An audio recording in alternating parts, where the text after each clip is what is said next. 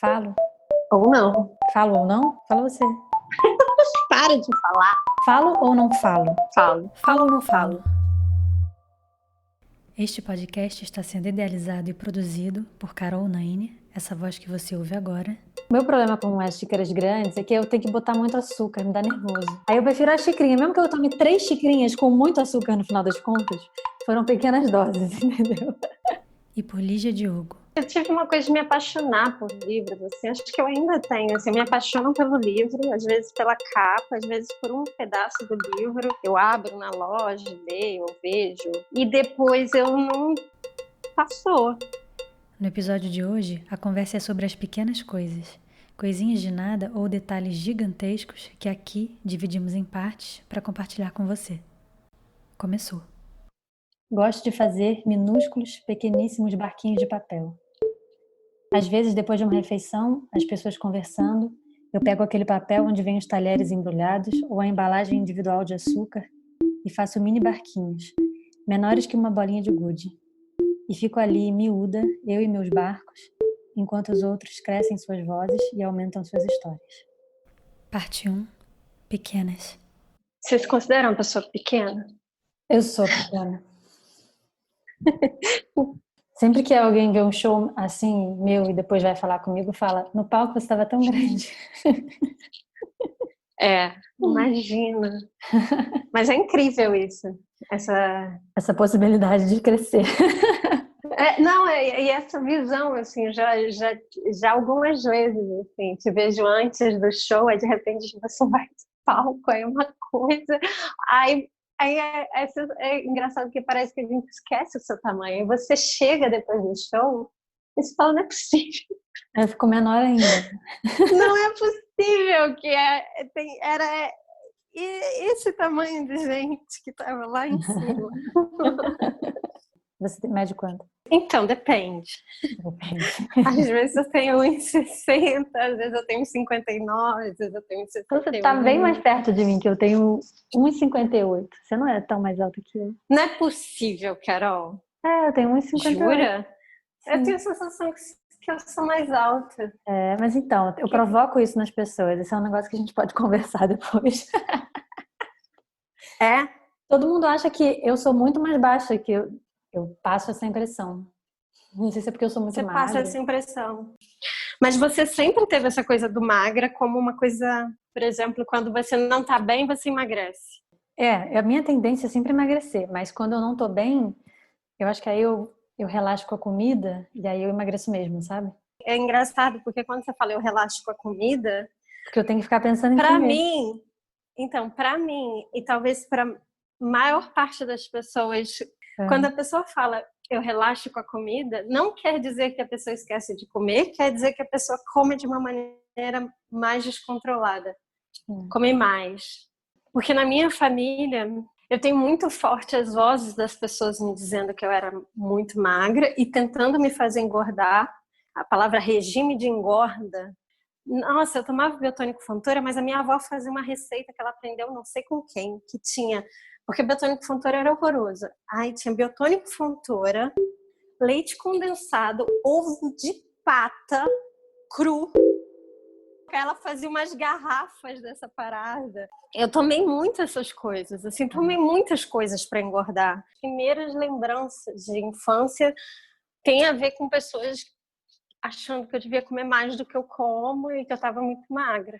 Tinha uma coisa de que eu era fraca, precisava estar forte, e tinha uma coisa de que... Mas na visão da minha avó, além disso, tinha uma coisa de que magro era feio. Até hoje ela acha. Então, até hoje, sempre que alguém engorda um pouquinho, ela elogia. Dai-me gordura que te darei formosura. É a fala da minha avó.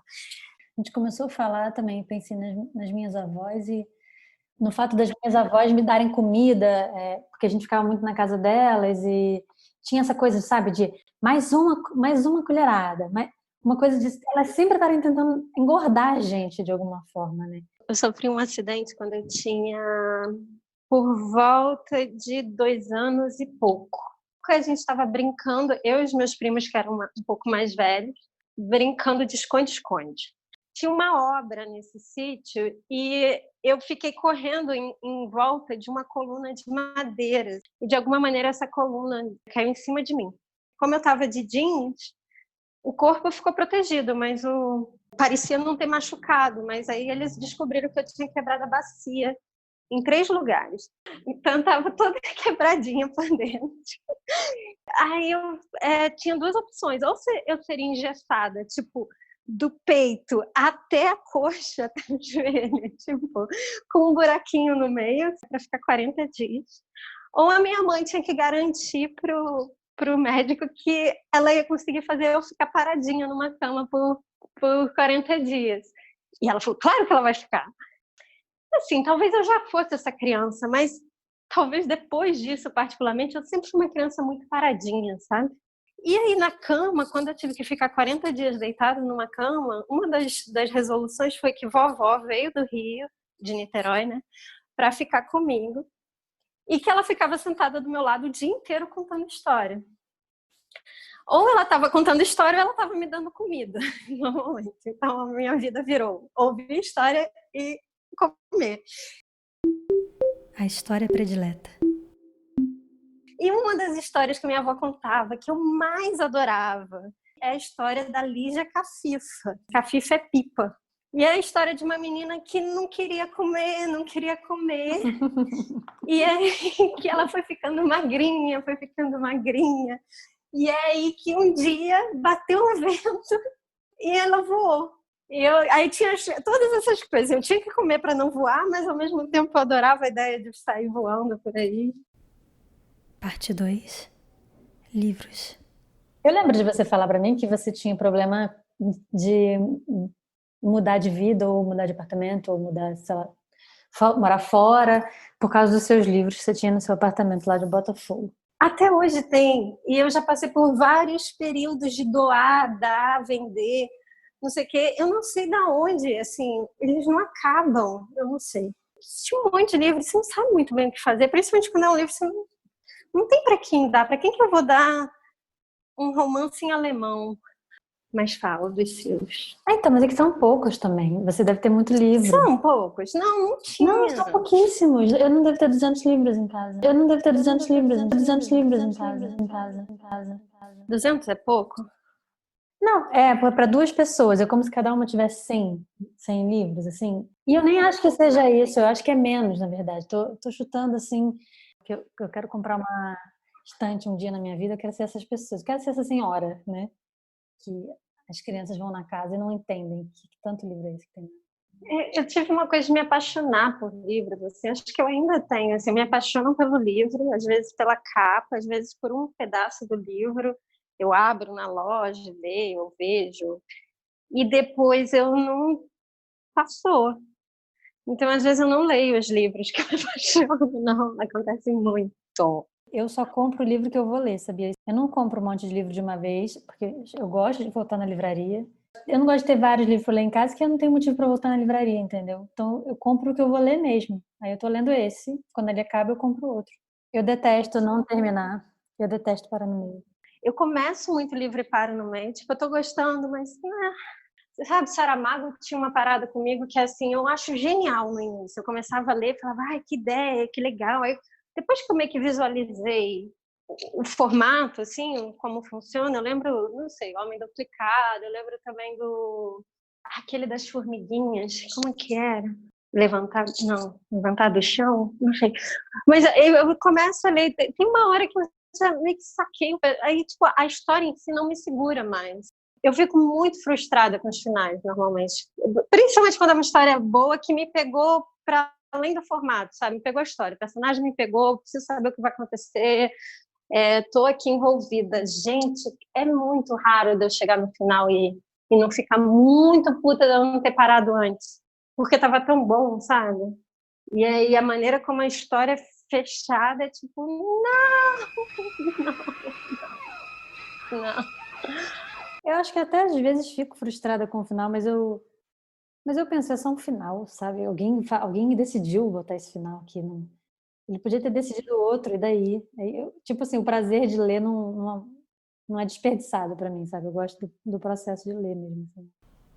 Parte 3. Um café pequeno, grande. Café é miúdo, você não acha? Não, nunca, jamais. Eu não gosto de café pequeno. Ah, Detesto, assim, na verdade. sério, eu adoro xicrinha pequenininha, porque daí eu ponho... Detesto xícara pequena. Passar um café, coisa pequenina, miudíssima, de processo delicioso. É água atravessando pó, pequeno assim. Eu faço para no máximo 4 xícaras, menor ainda. E amo as xícaras pequenininhas. Amo o minúsculo design de encaixar o dedo. Fico imaginando que a pessoa que inventou essa coisa tão delicada tem que ser, no mínimo, muito delicada também. Você bota açúcar no seu café? No way. Então é por isso. Eu tenho meu problema com as xícaras grandes é que eu tenho que botar muito açúcar, me dá nervoso. Porque eu ponho açúcar. Aí eu prefiro a xicrinha, mesmo que eu tome 3 xicrinhas com muito açúcar no final das contas, foram pequenas doses, entendeu? O meu pequeno prazer sobre café, mas também chá, mas principalmente café, eu sou muito... Acho que é o último dos vícios, assim, da minha vida. Não, não é o último. Falei isso e veio uma lista. Não, mas é segurar uma caneca quente com cheiro de café, mas caneca, assim, né? Tem que dar para as minhas 2 mãos, sabe? Essa coisa da xicrinha que você falou do dedinho, não tem nada para mim mais sem graça do que evitar o calor da xícara na sua mão, sabe? Eu tenho uma cicatriz no umbigo, assim, porque eu tenho mania de botar a xícara quente na minha barriga, assim, se eu estou sentada. Eu tenho uma cicatriz de queimar, assim. Eu tomo uma xícara grande de café, mas normalmente eu deixo o café na xícara, porque ele fica frio. E eu repito várias vezes. Então, várias vezes, às vezes... Agora que a gente está numa contenção pandêmica da vida, eu não jogo mais tão fora o café. Então, eu faço um exercício de desperdiçar o máximo, desperdiçar o mínimo. Pequenos truques que as mães sempre souberam. E você tá passando a borra com mel no rosto? Uma galera tá fazendo isso agora, né, na quarentena. Vejo muito. Já viu? Não, mas eu fiz uma coisa pior, que é aproveitar... Sabe quando você quebra o ovo? Fica uma melequinha da clara ainda na casca. E clara de ovo, já ouvi dizer, foi minha mãe que ensinou isso há muito tempo atrás. É uma dose de proteína, assim, sensacional para a pele. Então, eu já passei isso no rosto. Então, é muito louco que ele resseca, né? Ele puxa o rosto, pelo menos por um instante você tem essa sensação que a sua pele está sendo puxada, assim. Então, vai... Minha mãe fazia isso comigo quando eu era criança. Ela passava no dela e passava em mim. Clara de ovo. Gente, minha mãe também. Que engraçado. Achei que era um segredo da minha mãe. Ela contou pra mim. Fotografias terríveis. Tem uma coisa que está rolando, é que as pessoas estão revendo fotos antigas. E uma das coisas que eu tenho amado é receber fotos com amigos antigas, assim. Fotos que eu não tenho. Fotos terríveis, né? Geralmente. Então, é isso que eu ia falar, porque tem um amigo meu de Aracaju, que é meu amigo de escola, assim, de ensino médio, que eu não tenho Instagram, e aí ele me mandou umas fotos que ele encontrou de uma viagem que ele fez para me visitar. Engraçado que tinham várias fotos, entre essas fotos tinha uma foto de eu e ele de rosto, assim, só o nosso rosto, que eu pensei, nossa... Aí essa foto ele postou no Instagram. Aí uma outra amiga minha falou, olha que fofo, ele postou foto de vocês dois. Eu falei, não, essa não. Então, tem 2 pequenos prazeres aí, 2 pequenas coisas. Uma coisa é isso de rever fotos que você não viu há muito tempo, ou não, tipo, quando você encontra uma foto de uma época e de um momento legal. Acho que como essas fotos que eu tenho recebido são normalmente de momentos bons, assim, momentos que você estava bem ali. Mas tem uma pequena coisa, que é quando alguém tira uma foto sua e você vai olhar a foto e você gosta de você na foto. É tipo muito bom, né? Acho que isso não acontece comigo sempre. Então, quando acontece...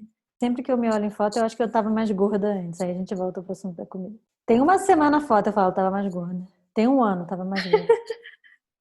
Não sei, acho que tem um prazer gostoso de fazer uma visita ao passado, assim, repentina. Parece que é imediata, assim, você vai lá, visita aquele momento e volta. Parte 4. a colecionadora. Porque eu acho que eu já fui muito intensamente uma pessoa que guardava coisas. E é diferente a coisa do colecionado do acumular. Por mais que as pessoas não saibam, quando você coleciona, você realmente tem um cuidado com cada pequena coisa, mas você começa a ter muita coisa, né? Assim, e eu não tenho essa coisa de colecionar um item. Eu me apaixono por uma determinada coisa. Por exemplo, há pouquíssimo tempo eu fiquei com isso com chaves. Chaves. Eu comecei a perceber que tinha muita chave de apartamentos antigos. Eu me mudei várias vezes. Ou chave de um cadeado, que você não tem mais o cadeado. Mas eu comecei a guardar chaves. É como se houvesse toda uma possibilidade de história ali, sabe? Mesmo que não tenha. Eu tenho uma coleção grande de cacos de vidro de praia. Cacos de vidro de praia, sabe? E aí é uma coisa que eu não consigo não pegar. E eu não consigo me desfazer. Então, eu tenho até hoje os cacos de vidro de praia de todos os lugares para onde eu fui.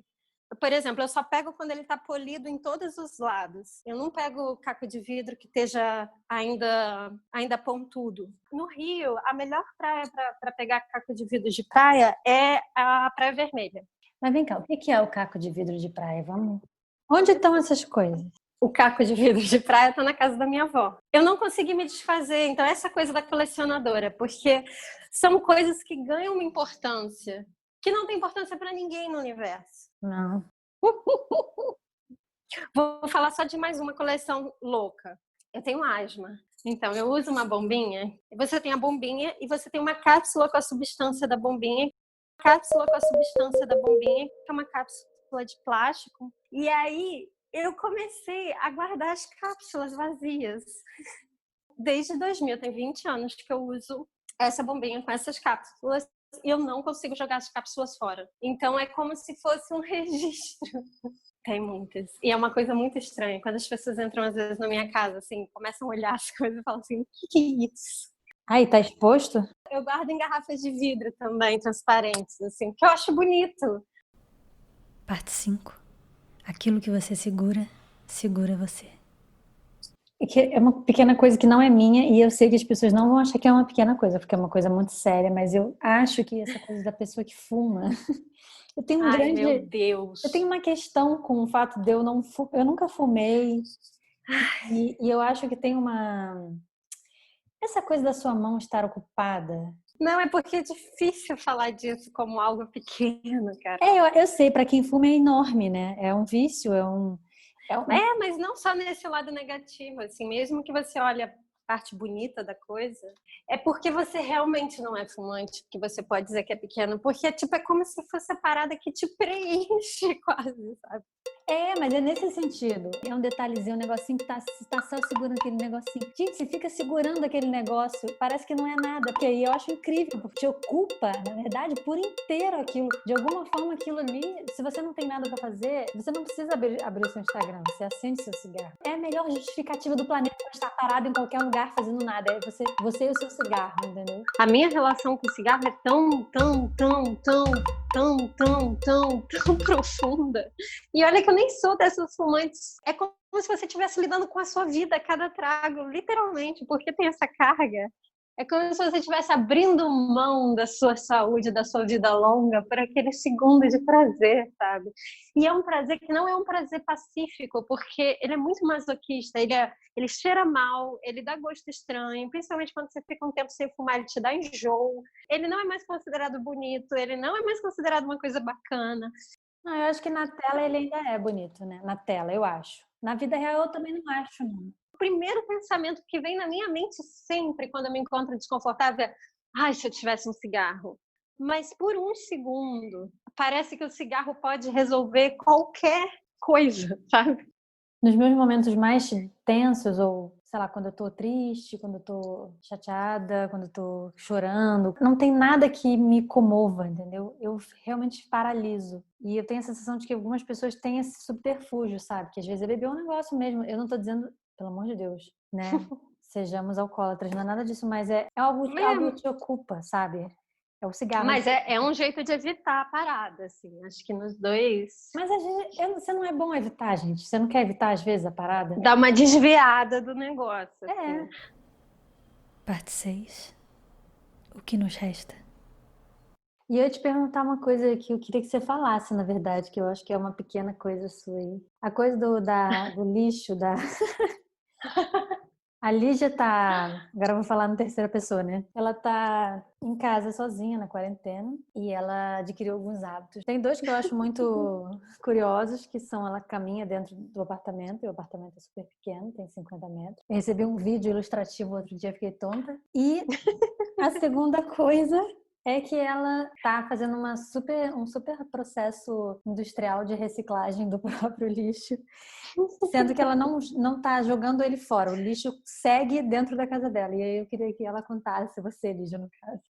Não, o que aconteceu na minha vida foi assim, com lixo, né? Eu morei 1 ano na Alemanha. E esse ano na Alemanha me fez aprender a lidar com lixo de uma outra maneira, porque, né, o lixo lá era bem separado e a gente demorou muito para falar bem alemão, para se sentir seguro na Alemanha. Então a gente tomava todos os cuidados para não fazer nada de errado. Na klar, es muss etwas brasilianisch sein. A gente aprendeu exatamente como fazia. E lá você separa papel, plástico, metal, vidro, lixo orgânico e tem uma coisa que eles chamam de não é rest em inglês, rest mill, que é tipo o lixo que não é nada disso. Por exemplo, poeira.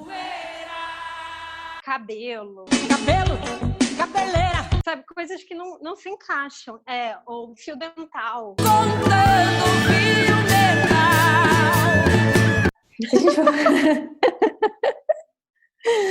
Tem umas coisas que é esse outro lixo, que é um lixo que você não recicla, mas que ele também não é orgânico, ele não vai virar... Então, são várias categorias. E aí, desde que eu voltei, o pessoal fala, eu separo o lixo orgânico do lixo inorgânico, mas eu limpo o lixo, porque quando eu guardo uma coisa de papel, uma coisa de plástico, se ele tem algum resto de comida, ele vai mofar, vai estragar, vai ficar com cheiro ruim. Então eu lavo a embalagem de molho de tomate e seco. Eu não lavo, gasto sabão e tal, também não é uma coisa assim, mas eu deixo ele de molho e depois eu tiro, aí eu guardo. Então, eu tenho saquinhos de embalagens de biscoito, queijo ralado, não sei o quê, tudo lavado e guardadinho, sequinho.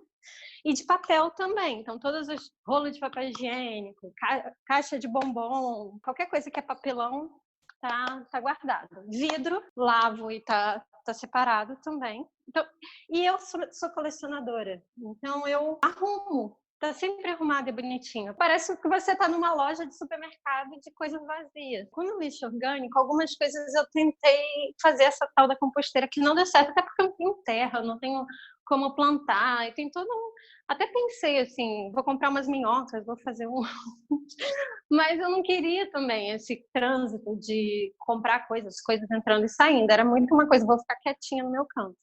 Então, eu comecei a desidratar as coisas. Então, por exemplo, saquinho de chá, eu uso, seco, deixo tomar sol. Quando ele fica sequinho, tipo como se fosse o chá. Antes de fazer chá, que já não vai ter bichinho, não vai ter nada, eu guardo. Então, eu tenho uma caixinha cheia de saquinho de chá seco e guardado. Casca de ovo, também, a mesma coisa. Semente. Casca de alho e cebola, que também são coisas que não junta bicho. Se eu tiver uma terra, eu posso depois abrir um buraco numa terra e botar, porque é material orgânico que vai ser... Senão, eu vou, depois que acabar a quarentena, eu posso botar num saco e jogar fora. Mas eu não queria ficar refém de ficar indo toda hora jogar fora. Eu sempre fui uma pessoa que tentou jogar o mínimo de lixo fora. E quando eu for jogar essa coisa das coisas recicláveis, vão estar separadinho. Então, os potes de vidro eu uso, copo de requeijão. Por exemplo, eu tenho um cacho de banana, ou cacho de uva, o cachinho. Ele seca até virar só um pedacinho de... Aí eu guardo, porque ele já não ele não vai apodrecer, ele não tem mais água ali, ele não tem mais... Então, eu congelei casca de banana. Eu cozinhei bem e congelei e eu comi algumas vezes, mas eu tenho às vezes uma preguiça de fazer, porque a sensação que eu tenho é que tem que temperar muito para ficar gostoso. Eu fiz ela desfiadinha, assim, que fica parecendo uma carne desfiada, sabe? Com cebola. Eu também fiz isso com casca de laranja e limão. Eu cozinhei bem, guardei para fazer uma geleia, mas ainda não parei para fazer. Então, assim, na verdade, isso não é uma pequena coisa, né? Isso é uma gigante coisa, eu acho. Parte 7. Uma gigante coisa.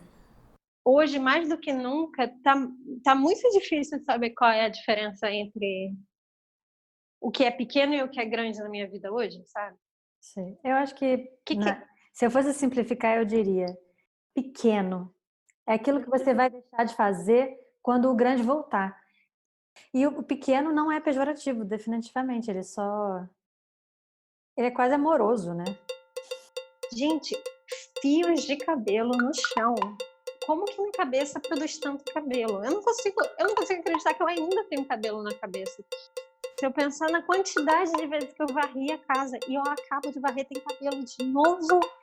E toda vez que eu varro, tem a sensação que saiu uma peruca inteira no... Eu tô sozinha. É muito incrível. Eu fico muito impressionada. E como que um fio de cabelo no chão pode tirar a minha paz? Você acabou de ouvir Falo ou Não Falo? Com produção de Lígia Diogo e Carol Naine.